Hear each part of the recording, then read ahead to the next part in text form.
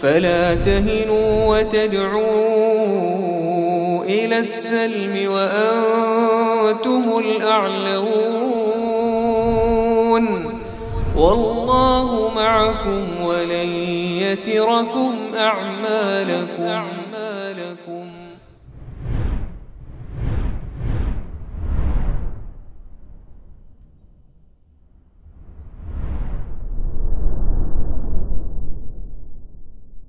Bismillahirrahmanirrahim. Assalamualaikum warahmatullahi wabarakatuh. Innal hamdalillah nahmaduhu wa nasta'inuhu wa nastaghfiruh wa na'udzu billahi min shururi anfusina wa sayyiati a'malina may yahdihillahu fala mudilla lahu wa may yudlil fala hadiya lahu. Asyhadu an la ilaha illallah wahdahu la syarika lahu wa asyhadu anna Muhammadan abduhu wa rasuluhu la nabiyya ba'dahu. يا أيها الذين آمنوا اتقوا الله حق تقاته ولا تموتن إلا وأنتم مسلمون فإن أصدق الحديث كتاب الله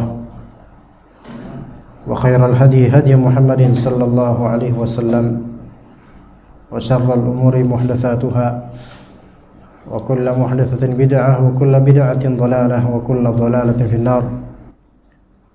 أما بعد, para jemaah sekalian rahimakumullah, Ibnu Rajab Al-Hanbali melanjutkan pembahasan tentang bagaimana seorang ahlus sunnah, seorang mukmin yang berusaha merealisasikan tauhid tidak lazim, tidak memastikan bahwasanya dia akan terjaga dari kesalahan. Boleh jadi seorang yang betul-betul berusaha bertauhid terjerumus dalam kesalahan, bahkan kadang terjatuh pada perkara dosa besar. Ini bukan melegalisir bahwasanya itu tidak masalah, itu tetap suatu masalah. Namanya kesalahan, ya permasalahan. Namun sebaik-baik orang yang bersalah adalah yang bertaubat. Kita tidak bisa menuntut kemaksuman dan kebenaran 100% selalu ada pada satu orang sesoleh apapun. Bahkan untuk menuntut diri sendiri akan hal itu mustahil, apalagi terhadap orang lain yang sebenarnya bukan tanggung jawab kita. Maka kenyataan seperti ini menunjukkan bahwasannya hanya Allah Ta'ala satu-satunya yang tidak akan pernah disifati dengan suatu kesalahan, keburukan, kekurangan, aib, cacat atau celak. Hanya Allah Ta'ala. Sedangkan manusia banyak kekurangannya sesoleh apapun. Ibnu Rajab rahimahullah mengatakan dalam kitab atau risalah Kalimatul Ikhlas, wa ma'a hadza fala tadhunnu anna al-murada anna al-muhibba mutalabun bil ismah. Bersamaan dengan wajibnya seorang untuk betul-betul mencintai Allah Azza wa Jalla, janganlah kalian menyangka bahwasanya seorang pecinta Allah itu dituntut untuk ismah, yaitu maksum, untuk menjadi maksum, untuk tidak pernah boleh salah atau tidak boleh pernah salah, harus selalu benar. Tidak pernah boleh selalu benar. Tidak dituntut seperti itu. Wa innama huwa mutalabun kullama zalla an yatalaqa tilkal wasmah. Melainkan seorang pecinta Allah Ta'ala dituntut agar setiap terjatuh maka hendaklah dia menyembuhkannya atau bangkit darinya. Jangan berlarut dalam keterjatuhan. Qala Zaid bin Aslam berkata, dan kalimat ini disebutkan oleh Abu Nuaim dalam kitab Hilyatul Awliya. Inna Allah la yuhibbul abda hatta yablugha min hubbihi lahu an yaqul idhhab fa'mal ma syi'ta faqad ghafartu laka. Sesungguhnya Allah Subhanahu wa taala mencintai seorang hamba sampai derajat cintanya Allah kepada hamba ini, itu derajat yang tinggi cintanya Allah kepada hamba ini, sampai Allah Ta'ala berkata, idhab, just go, pergilah wahai hambaku, fa'mal ma syi'ta faqad ghafartu laka. Beramallah apa yang kau inginkan, terserah kamulah, aku telah mengampunimu. Ini perkataan Zaid bin Aslam, seorang dari kalangan salaf. Maka perkataan Zaid bin Aslam, jika memang ini sahih secara sanad, maka maknanya, kata Syekh Abdul Aziz Ar-Rajhi rahimahullah, hikmatullah ta'ala taqtadi an yaqula li waliyhi i'mal ma syi'ta faqad ghafartu lak. Hikmah dan kebijaksanaan Allah Azza wa Jalla melazimkan Allah Ta'ala mengatakan kepada si walinya ini, beramallah kamu sesuai dengan keinginanmu, berbuat sesuai dengan keinginanmu, hai hambaku yang mencintaiku, maka aku telah mengampunimu. Wa hadza nadhiru ma qalahu sallallahu alaihi wasallam li ahli Badr. Ini serupa dengan apa yang Rasulullah SAW katakan kepada para pasukan Badar atau orang-orang yang telah lulus atau alumni dari perang Badar. I'malu ma syi'tum faqad ghafartu lakum. Ini kalimat Allah. Terserah kalian, lakukanlah apa yang kalian inginkan, aku telah mengampuni kalian. Ya. Lakin kata Syekh Abdul Aziz Ar-Rajhi tentang perkataan Zaid bin Aslam, yang mana beliau bukanlah seorang sahabi dan bukan seorang nabi. Perkataan bahwasanya Allah Ta'ala berkata kepada hambanya, beramallah wahai hambaku, terserah kamu, aku telah mengampunimu, ini tidak bisa dinisbatkan perkataan ini kepada Allah, tentang dari Allah Azza wa Jalla, kecuali dengan apa yang ternukil secara sahih dari Nabi SAW. Lakinnahu mungkin, tetapi mungkin saja, mungkin, bukan mustahil, seseorang yang betul-betul beriman dan mencintai Allah Subhanahu wa Ta'ala, itu Allah Ta'ala tinggikan cintanya kepada hamba ini sampai Allah katakan tentangnya, terserah kamu sekarang mau ngapain aja, aku telah mengampunimu. Ya, makanya tentang ahli Badar, alumni peperangan Badar, kita pastikan Allah Ta'ala berkata untuk mereka, i'malu ma syi'tum, beramallah kalian, terserah kalian, aku telah mengampuni kalian, karena ini ada hadisnya. Namun kata Syekh Abdul Aziz Ar-Rajhi, wa ma'lumun anna hadza laysa idnan biiqtirafidz dzunub. Ini yang dimaklumi adalah, yang diketahui adalah bahwasanya ini bukan berarti mengizinkan untuk melakukan dosa, bukan. Walakinnahu wa'dun bil maghfirah in buliyal 'abdu bi syai'in minadz dzunub. Tetapi ini adalah janji dari Allah akan ampunan jika hamba yang dicintai ini diuji di kehidupannya dengan sesuatu dari dosa. Diuji di kehidupannya dengan sesuatu dari dosa. Artinya gini jemaah sekalian.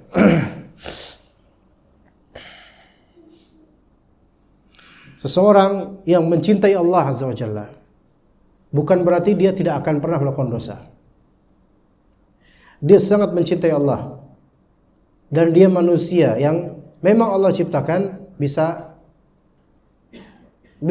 menyelisih peraturan, bisa salah, bahkan sering. Itu secara kodrat manusiawi ya.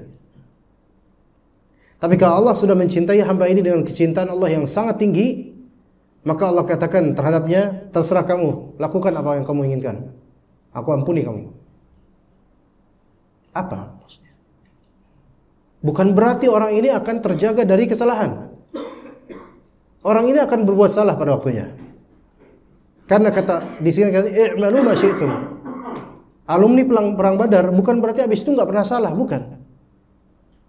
Yang namanya manusia bakal berbuat salah kok. Walaupun dia alumni perang Badar. Rasul aja pernah salah kok gitu.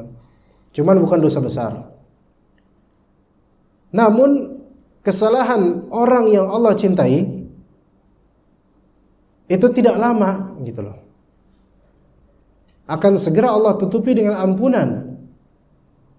Karena kesalahan ini, iqtirafudz dzunub, melakukan dosa, itu adalah fitnah, itu adalah ujian. Dan Allah Subhanahu wa taala akan membalasnya dengan ampunan. Dan apakah serta-merta diampuni langsung gitu, brok gitu ada? Karena dia mungkin keturunan nabi tertentu sehingga hampir-hampir enggak pernah salah, sekali salah sudah diampuni langsung. Enggak gitu juga. Kalau memang dicintai benar oleh Allah Azza wa Jalla, maka dia cepat taubat. Atau cepat Allah tegur semua nabi dan rasul ketika melakukan kesalahan yang itu bukan kesalahan yang betul-betul besar, bukan. Ada yang memang kesannya seolah besar namun enggak sengaja. Itu enggak lama kemudian Allah Subhanahu wa taala berikan ujian berikutnya yang merupakan pelebur dosa. Penutup dosa. Nabi Adam alaihissalam ketika membuat kesalahan, ini yang paling pertama. Nabi Adam membuat kesalahan dan itu di surga Allah. Subhanallah, di surga aja manusia masih berbuat salah. Apalagi di lubang buaya. Ya. Subhanallah. Nah, melakukan kesalahan langsung Allah Subhanahu wa taala berikan teguran. Konsekuensi dari kesalahan langsung. Ya. Konsekuensi dari kesalahan langsung yaitu berupa terbukanya apa-apa yang tertutup dari diri mereka berdua. Itu langsung Allah taala tegur. Cepat enggak taubatnya mereka? Beliau-beliau ini langsung. Ya. Fatalaqa Adamu min rabbih kalimat fataba alaihi innahu huwat tawwabur rahim. Maka Nabi Adam alaihissalam pun menerima kalimat berupa kalimat pertaubatan. Maka Nabi Adam alaihissalam pun bertaubat kepada Allah Azza wa Jalla, yaitu mengatakan Rabbana zalamna anfusana wa illam taghfir lana wa tarhamna lanakunanna minal khasirin.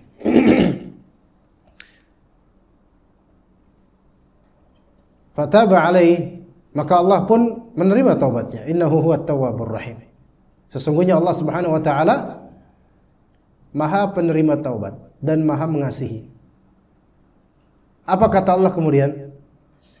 Qul nahbitu minha jami'an. Turunlah kalian semuanya.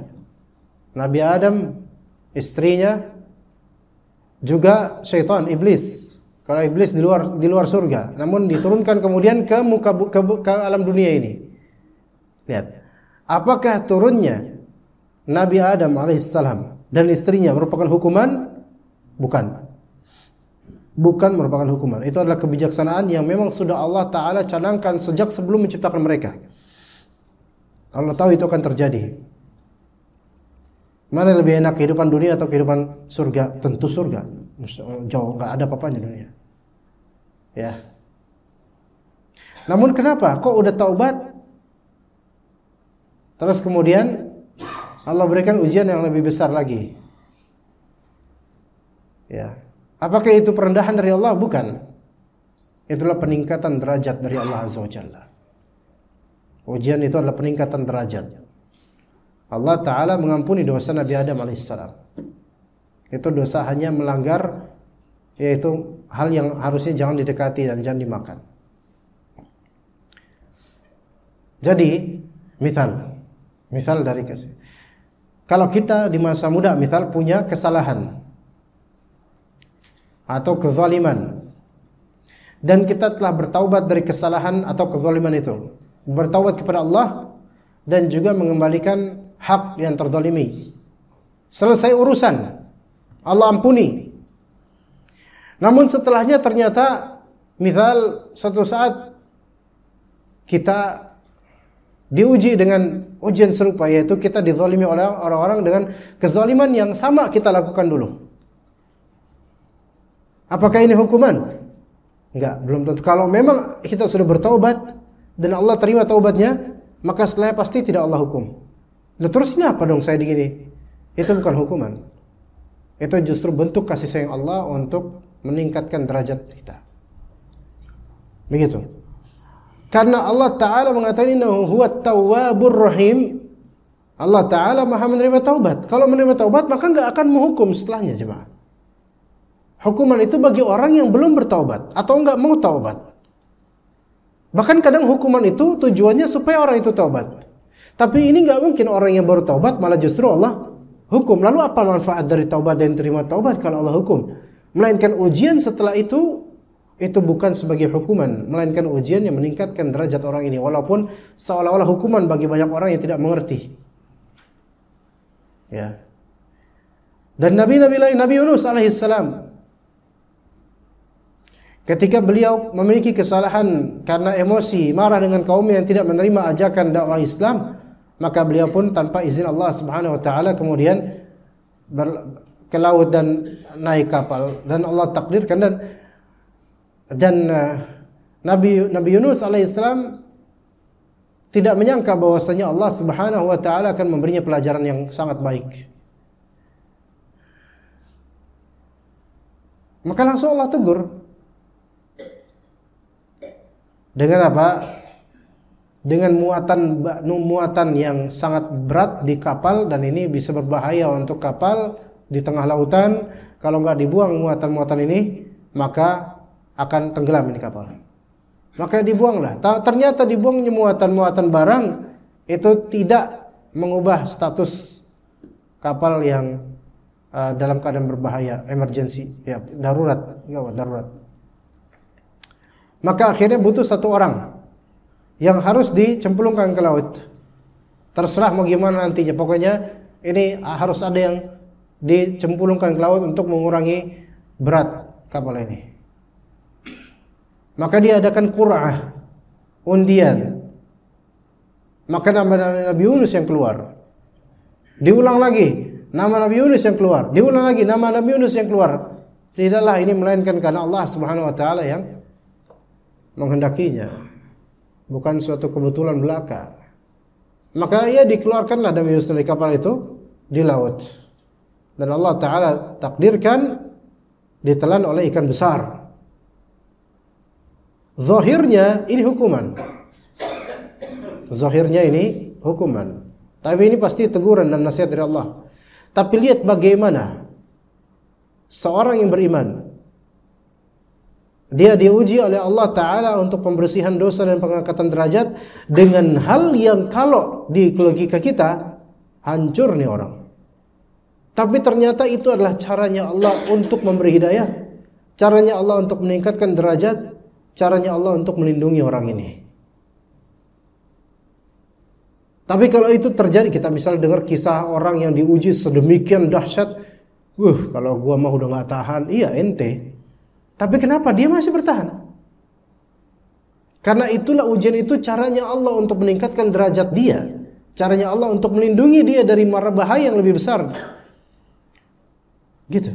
Kadang Allah Ta'ala melindungi kita dengan caranya yang awal ketika terjadi eksekusi hal tersebut, itu seolah-olah kita sedang dihinakan oleh Allah, tapi ternyata kita sedang dilindungi oleh Allah.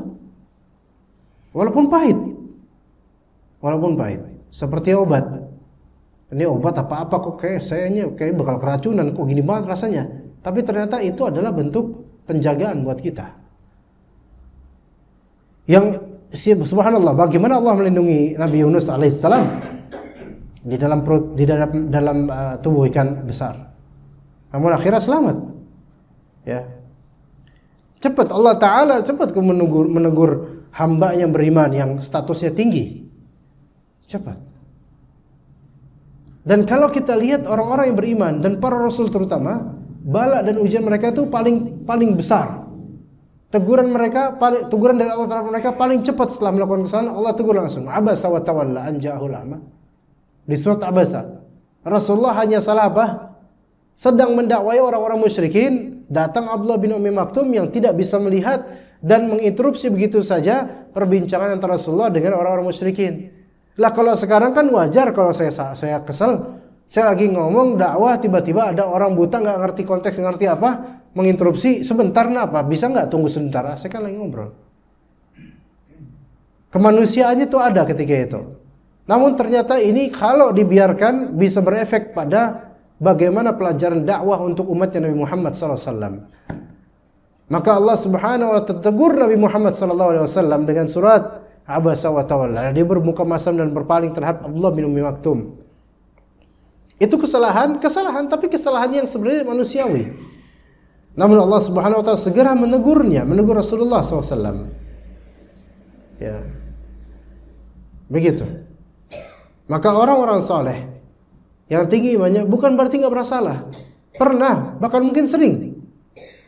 Karena bagaimanapun dia manusia. Tetapi tidak terjadi israr terus-menerus, dan tidak Allah diamkan begitu saja dengan istidrajnya. Enggak. Melainkan pada waktunya Allah Subhanahu wa taala akan segera untuk menasihatinya dengan cara Allah. Maka ikhwas sekalian, kalau kita itu ditimpa suatu ujian, beban pikiran kadang-kadang menjadi ujian yang sangat besar bagi sebagian orang. Maka itu belum tentu, kalau kita beriman, maka jangan kira bahwa Allah sedang menghinakan kita. Ya. Apalagi sekarang ujian ekonomi, subhanallah. Dan seterusnya dari ujian demi ujian. Penghinaan itu adalah ketika seseorang berlarut dalam pembangkangan dan dosa-dosanya, itu penghinaan. Tapi kalau Allah Ta'ala cepat untuk memberikan kita pintu taubat dan memberikan kita rasa bersalah sehingga mengetuk pintu taubat, maka ini sebenarnya adalah kebaikan. Itulah maksudnya, silakan terserah kalian melakukan apa, aku akan ampuni kalian. Yakni kalian kalau kalian orang beriman, cinta pada Allah Azza wa Jalla, jika Allah Ta'ala mencintai kalian sampai level di mana Allah Ta'ala katakan terserah kalian lakukan apa, aku akan ampuni kalian. Artinya kalau kalian melakukan dosa, saking tingginya iman kita dan saking cintanya Allah pada kalian, maka akan cepat dosa tersebut terhapus. Karena apa? Karena merasa bersalahnya kalian ketika berdosa.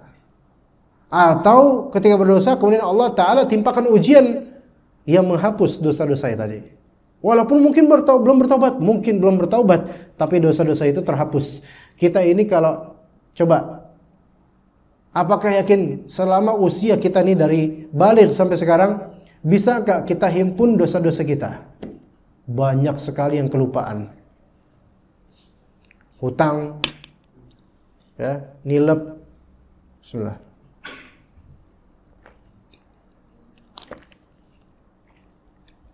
Waktu kecil misalnya suka nyolong apa-apa gitu kan lupa loh.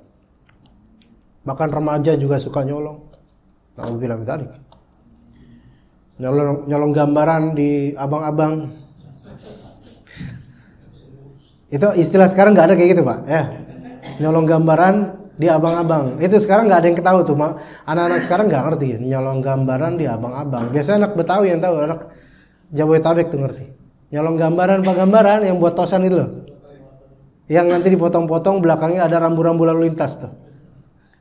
Nyolong agar di abang-abang gitu kan. Bawan apa di kantin sekolah. Subhanallah, ini koruptor. Ini makanya sekarang pas duduk di parlemen ya kayak gini orangnya. Darmaji ya. Iya. Udah lupa mungkin.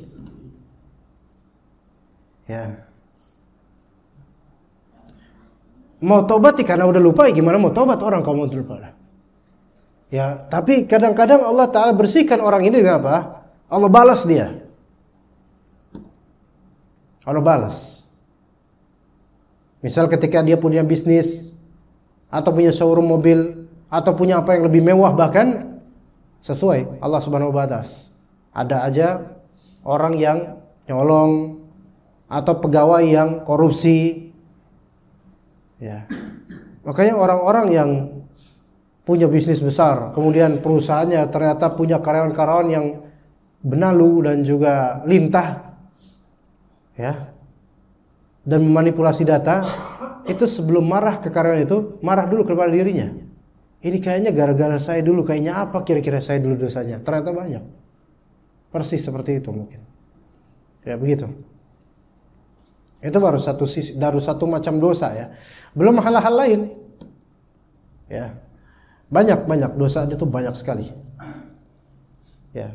Maka ketika kita itu betul-betul hijrah, itu tiba-tiba akan terbuka pintu-pintu ujian. Ketika kita makin cinta sama Allah, ujian itu malah makin nyata. Seolah-olah ketika kita belum hijrah, ketika kita belum punya ilmu, kita nggak punya kacamata karena mata kita rabun, kita nggak melihat itu semua biasa aja. Tapi ketika kita sudah punya ilmu, punya kacamata, punya plek, kelihatan semua ini adalah malapetaka dan ujian. Baru nyata dia bilang subhanallah. Ternyata ini semua adalah ujian buat saya. Dulu saya kira ini nggak ada apa-apa, semua baik-baik aja. Ternyata ini semua adalah fitnah, ujian buat saya. Begitu jemaah.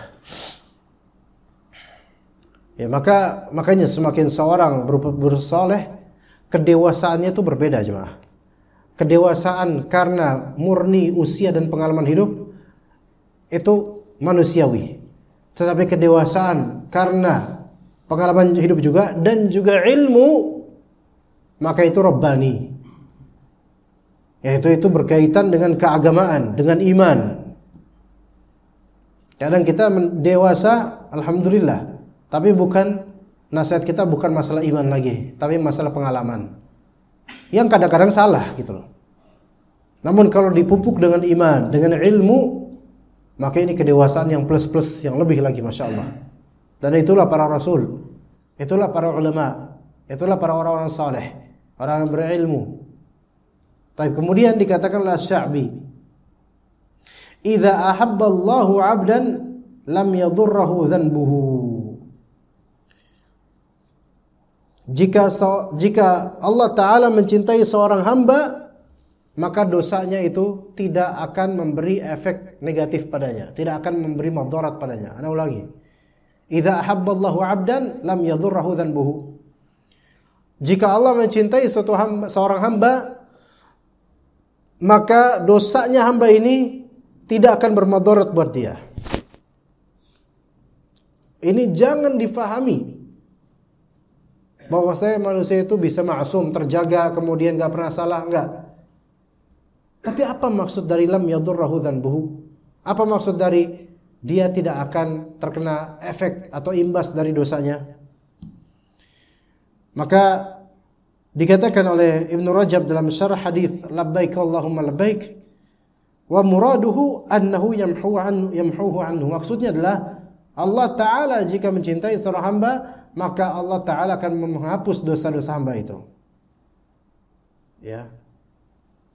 Wa rubbama, dan boleh jadi di antara maknanya adalah yaj'alu dzanba fi haqqihi sababan li shiddati khaufihi min rabbih wa dhullihi wa inkisarihi lahu.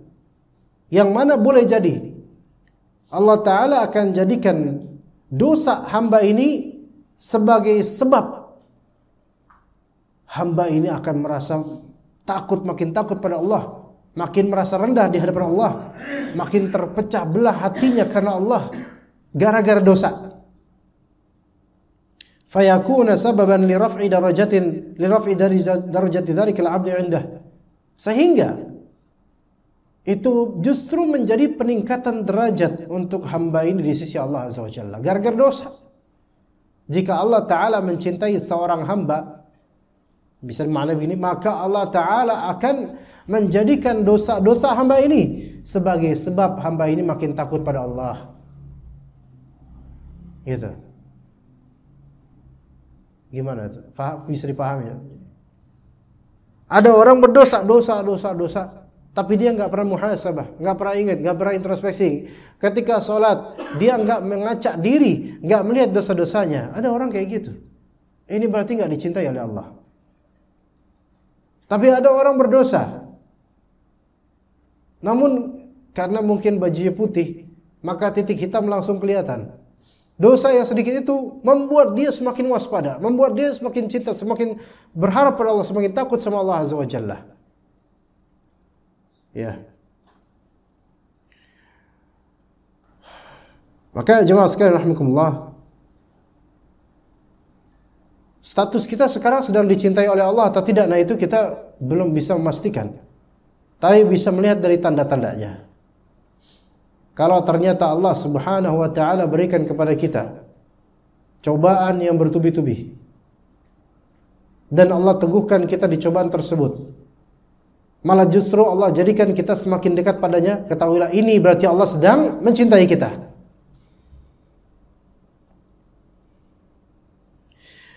Tapi ketika kita heran, kok hidup saya standar-standar aja, saya nggak ada ujian, enak, semua baik, semua enak dan seterusnya, dan mulai lengah, ketahuilah Anda kehilangan kacamata. Maka hati-hati, ini justru yang berbahaya, ini yang bahaya. Ini yang sangat berbahaya. Maka berbahagialah jemaah sekalian ketika Allah berikan kepada kita ujian kehidupan yang membuat kita semakin dekat pada Allah. Makanya sebagian orang tua diberi oleh Allah Ta'ala ujian berupa penyakit untuk mengingatkan. Dan ternyata dengan penyakit tersebut dia semakin ingat dosa-dosanya. Dia semakin dekat pada Rabb-Nya. Dia semakin sering berzikir padanya. Ini baru hamba yang dicintai dan diperhatikan oleh Allah. Ya. Wa tafsiru hadzal kalam, kata Ibnu Rajab, anna Allah lahu inayatun biman yuhibbuhu min ibadihi. Tafsiran dari kalam ini adalah bahwasanya Allah Subhanahu wa taala perhatian kepada hamba yang Dia cintai. Dan perhatian Allah tidak sama dengan perhatian makhluk. Karena segala sifat Allah tidak sama dengan sifat makhluk manapun. Laisa kamitslihi syai'. Tiada yang semisal dengan Allah Subhanahu wa taala, tidak sebanding setara dengan Allah, tidak ada. Kalau manusia perhatian kepada manusia lain, belum tentu orang yang perhatian itu bisa memberikan sesuatu. Kita sebagai bapak ya, mungkin kalau ini yang sebagian bukan bapak lagi statusnya, udah mbah kakung ya. Waktu dulu kita punya anak misalnya, dalam kondisi sulit Pak, dan kita nggak punya apa-apa kecuali untuk makan sehari itu aja. Lalu anak misalnya minta tempat pensil atau peralatan yang memang menunjang sekolahnya. Namun nak, bapak belum punya duit. Bapak nggak perhatian gitu. Kalau istri kita bilang, kamu mas nggak perhatian banget sih sama anak. Loh, ini bukan nggak perhatian, tapi memang nggak mampu untuk menyalurkan efek dari perhatian saya. Saya nggak punya modal untuk memberikan konsekuensi perhatian ini, tapi saya perhatiin kok gitu. Oke? Tapi ada nggak di dalam hati azam, kalau saya punya duit insya Allah saya akan belikan kamu nak? Iya. Anak kita misal minta sepeda karena teman-temannya udah punya sepeda. Cerita dia cemburu temannya punya, dia belum punya. Bahkan teman-temannya menjuluki si miskin, bapaknya miskin, disebutin nama, biasa kan anak-anak nyebut nama bapak teman itu. Bokir miskin, bokir, baru bokir nama bapaknya. Iya. Nama anaknya Ateng. Dicela-cela terus, Pak minta sepeda, beliin sepeda. Waduh nah, belum ada duitnya nah. Baik. Bukan berarti nggak perhatian, tapi karena keterbatasan. Itu manusia. Seseorang hamba ketika Allah Ta'ala perhatian padanya karena Allah mencintainya, kira-kira gampang nggak bagi Allah untuk mengabulkan apa yang diminta? Gampang. Terlalu gampang bagi Allah. Hamba ini minta apa? Gampang bagi Allah. Sekarang sedetik ini pun, bahkan belum dia minta aja bisa Allah kasih duluan. Baru di hati terbit kepinginan ini, bisa aja Allah kasih segera. Ya. Namun apakah menjamin bahwasanya kalau hamba dicintai oleh Allah dan diperhatikan oleh Allah, sekali minta langsung ditunaikan segera? Enggak juga. Bukan karena terbatasnya Allah, bukan. Auzubillah min dzalik. Allah ini maha kaya, enggak terbatas kekayaannya karena sifat kayanya ini sempurna. Tapi kenapa enggak langsung dijawab? Gitu. Karena kalau manusia apapun yang diinginkan langsung Allah jawab, la baghaw fil ard, maka manusia ini akan berbuat zalim di muka bumi ini. Akan semena-mena dia di muka bumi. Maka Allah jaga dia dari perbuatan semena-mena dengan Allah beri pelajaran, Allah tunda. Jangan sekarang. Bahkan kita yang manusia, walillahil mathalul a'la, Kadang begitu kepada anak, kepada istri. Minta ini, minta itu. Bukan karena kita nggak punya duit, ada mungkin duitnya. Tapi jangan segeranya dikasih. Ini bakal tuman kalau kata orang Jawa. Kebiasaan buruk, manja nanti. Dan itu akan berefek buruk. Kalau kita sayang, kita nggak bakal memberikan segala yang secepatnya. Walillahil mathalul a'la. Dan Allah lebih bijak daripada kita terhadap anak kita. Maka bukan berarti orang beriman udah bermunajat terus kemudian kok nggak dijawab-jawab. Bukan nggak bakal dijawab, memang belum dijawab. Tapi ini pendidikan dari Allah. Mungkin Allah Ta'ala sangat senang melihat hamba ini menundukkan dirinya di hadapan Allah, terus meminta. Allah senang dengan ini. Allah suka dengan hamba yang seperti ini. Saking sukanya Allah biarkan hamba ini terus seperti ini, sampai terus. Entah sampai kapan. Boleh jadi belum terjawabnya doa kita bukan karena tidak akan dijawab, pasti dijawab. Tidak ada doa yang tidak dijawab. Mungkin dan pastinya kalau belum terjawab sekarang, pastinya itu karena pertama Allah Ta'ala makin suka dengan hamba yang enggak henti-hentinya minta sama dia. Itu pertama. Kedua, Allah Ta'ala pasti sedang menjauhkan pendoa ini dari keburukan sikap zalim, dari keburukan kufur nikmat, dari keburukan semena-mena. Karena manusia jika langsung diberi segala yang diminta, maka pasti berbuat semena-mena. Semua manusia, termasuk anak, termasuk antum, semua. Termasuk anak kecil ini kalau misalnya dia gede. Langsung bingung kan liatin bapaknya. Iya. Bakal keinget sampai tua tuh anak gila bilang gitu. Di majelis ilmu tuh kadang-kadang anak kecil mungkin pelongo, tapi ketika dinasihatin atau di mention, di tag oleh guru, oleh ustadznya, itu sampai nanti ingat ya, kalau tua nanti ingat anak ya. Ada ya? Oh iya, ingat insyaallah. Nanti jadi ustadz suatu saat, mungkin jadi dai yang soleh. Ya, yang bermanfaat, bukan dai yang pengejar dunia. Nauzubillah min dzalik. Nah, itu pelajaran. Maka hamba ini, kata Ibnu Rajab, diperhatikan oleh Allah. Gak mungkin orang ini mengetuk pintu doa, Allah Ta'ala tidak mendengar. Gak mungkin, demi Allah tidak mungkin Allah tidak mendengar. Orang kafir aja ketika kepepet berdoa, didengar dan dijawab. Karena darurat juga.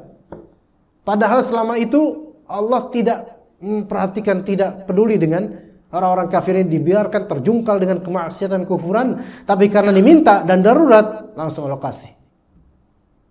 Yaitu keselamatan di lautan, hampir mati, Allah kasih langsung keselamatan.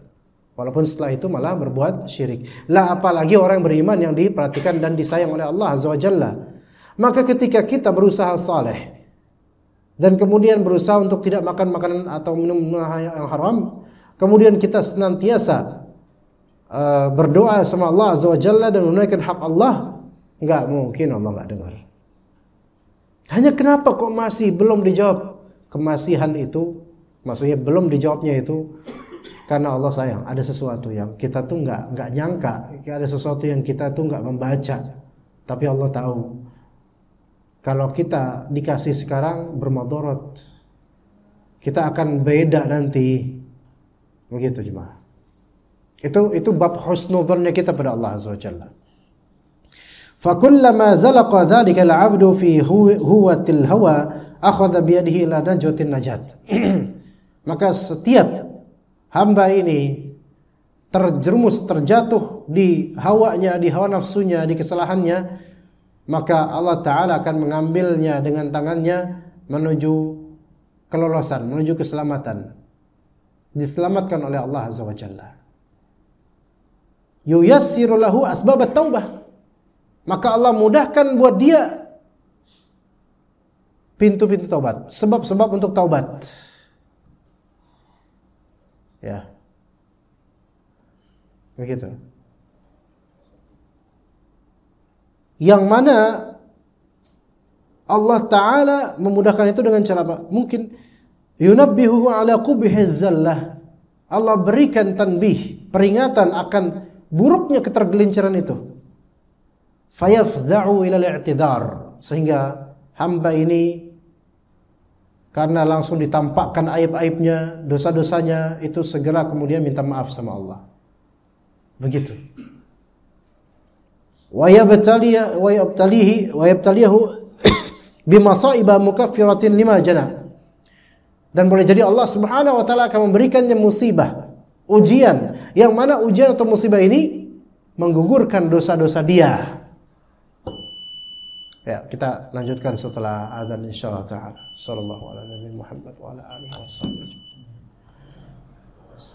Baik, jadi bisa saja seseorang diberi musibah yang mana musibah tersebut ternyata mukaffirah, yaitu menggugurkan dosa-dosa atas apa yang telah dia lakukan dari jana. Jana ini sebenarnya tidak pidana ya. Ya, itu kejahatan yang dilakukan.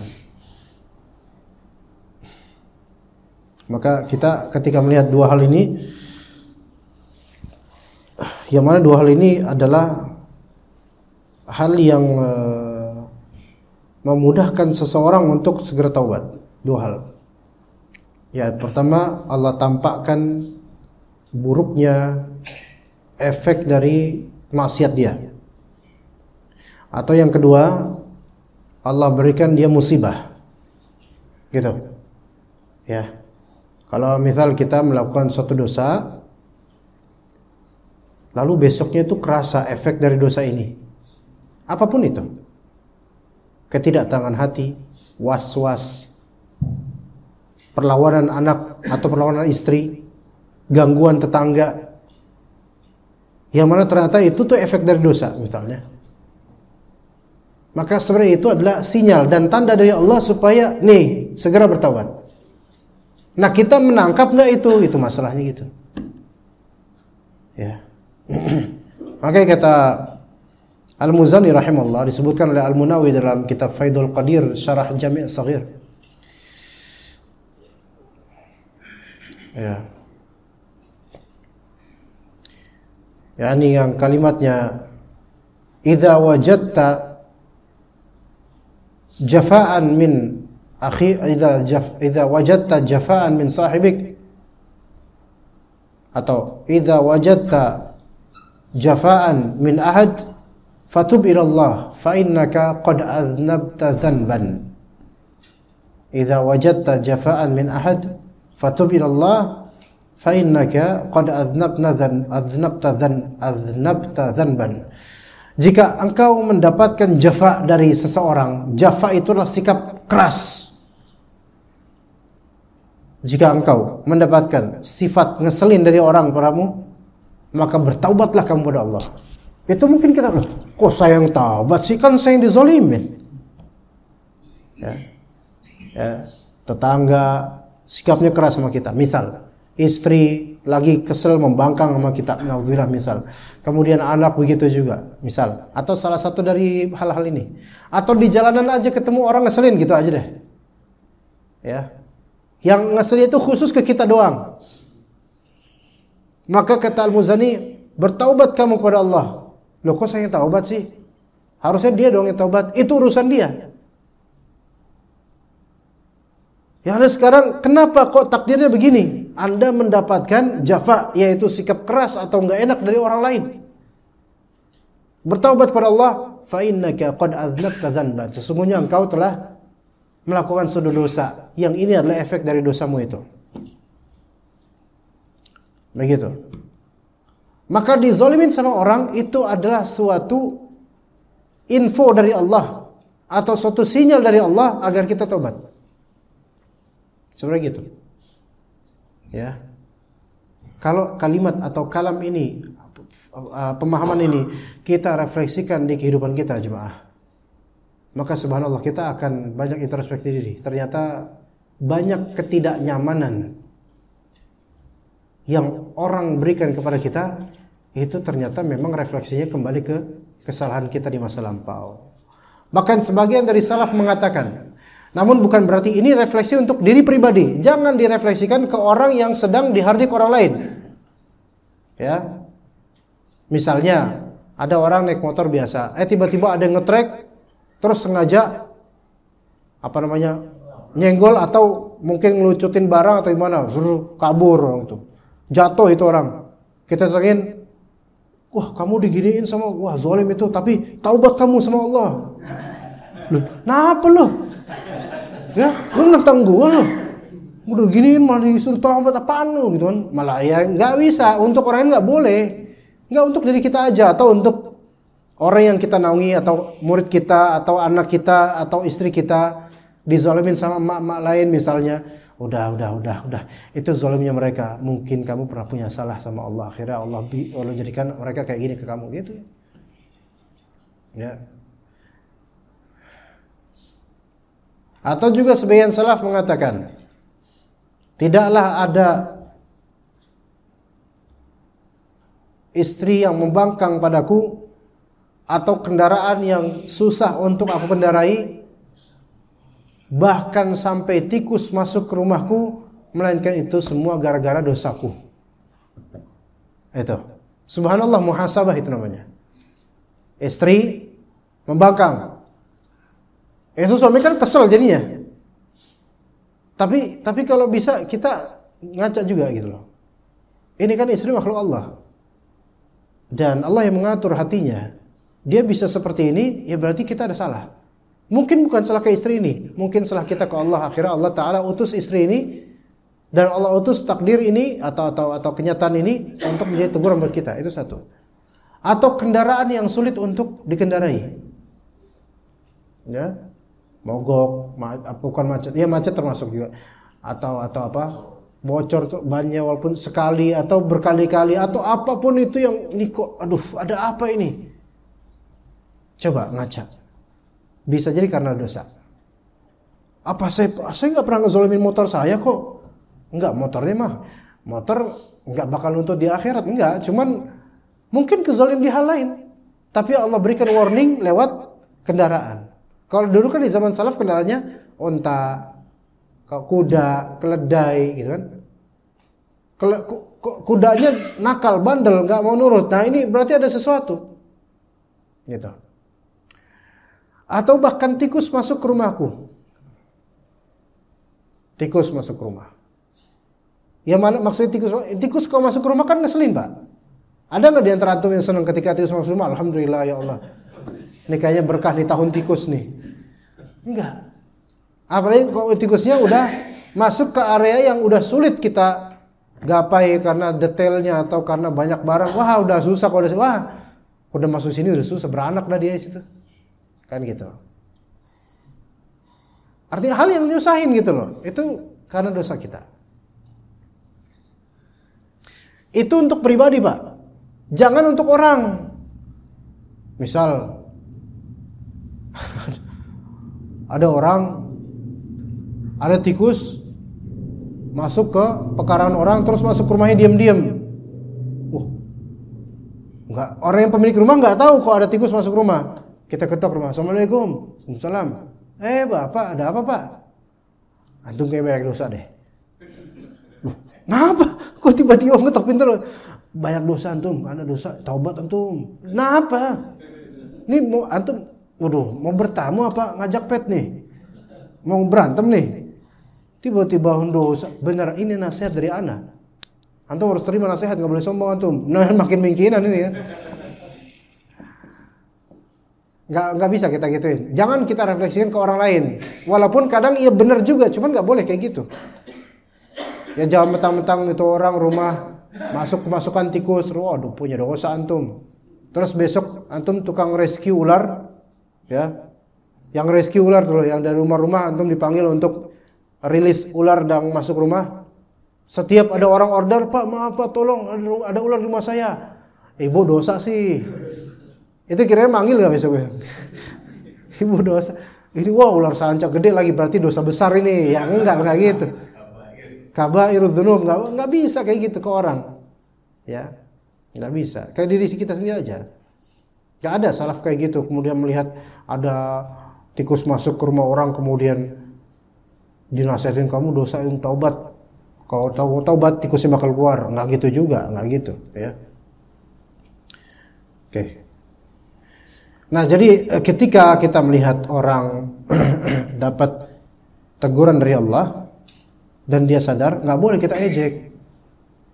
Orang dapat musibah dan orang itu bersabar, nggak boleh kita lecehkan dengan musibah itu, nggak boleh. Ada tetangga kita punya anak misalnya cacat, nggak boleh kita. Kalau itu jelas ya, semua orang juga nggak bakal membuli itu, naudzubillah min dzalik ya. Tapi bukan cacat dari segi fisik, mungkin cacat dari segi mental atau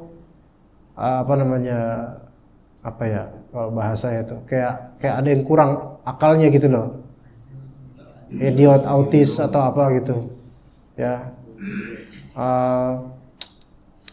Ngomong tuh ngelantur gitu loh, itu kan kasihan orang tuanya. Ya udah itu ya udah itu ujian mereka. Boleh jadi itu untuk menasihat Allah kasih sebagai supaya mereka nggak sombong gitu loh. Gitu. Ada anak yang ganteng Pak, tapi autis, atau ganteng tapi ya itu setengah akalnya padahal udah usia SMP atau SMA mungkin, tapi tingkah masih kayak bocil. Ya. Makanya ini jangan kemudian kita bully itu anak, kemudian orang tuanya kita pasti orang tuanya dulu dosa mungkin berzina. Ya ini malah justru membuka pintu dosa di lisan kita gitu. Atau kalau memang benar misal naudzubillah mereka memang berzina misal dulunya, dan itu hasilnya misal. Lah barangkali mereka telah bertaubat dari perzinahan dan sekarang menerima kenyataan dan bersabar. Mereka diangkat derajatnya oleh Allah, kita yang sekarang direndahkan. Naudzubillah min dzalik. Ya, makanya kecacatan dalam hidup, segala kekurangan, musibah dalam hidup itu memang sebenarnya teguran dan nasihat dari Allah. Siapa yang dengannya kembali ke Allah, berarti Allah sayang dan perhatian sama dia. Siapa yang dengannya musibah itu dia malah justru ya bodoh amat, enggak beragama lagi dan seterusnya, malah justru ini menjadi makin memperparah musibah itu. Ya apalagi udah dapet musibah, datangnya ke dukun. Nah ini ngadi-ngadi lagi nih, cari masalah. Ya seperti itu mungkin. Ya mungkin kita cukup sampai sini jemaah sekalian. Jika ada pertanyaan ditunda sampai habis Lebaran ya. Lebaran ini Idul Fitri masih lama.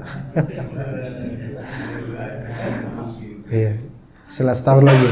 Ya kita coba sampai sini. Barakallahu fikum jami'an. Semoga bermanfaat. Wassallallahu ala nabiyyina Muhammad wa ala alihi wa sahbihi ajma'in.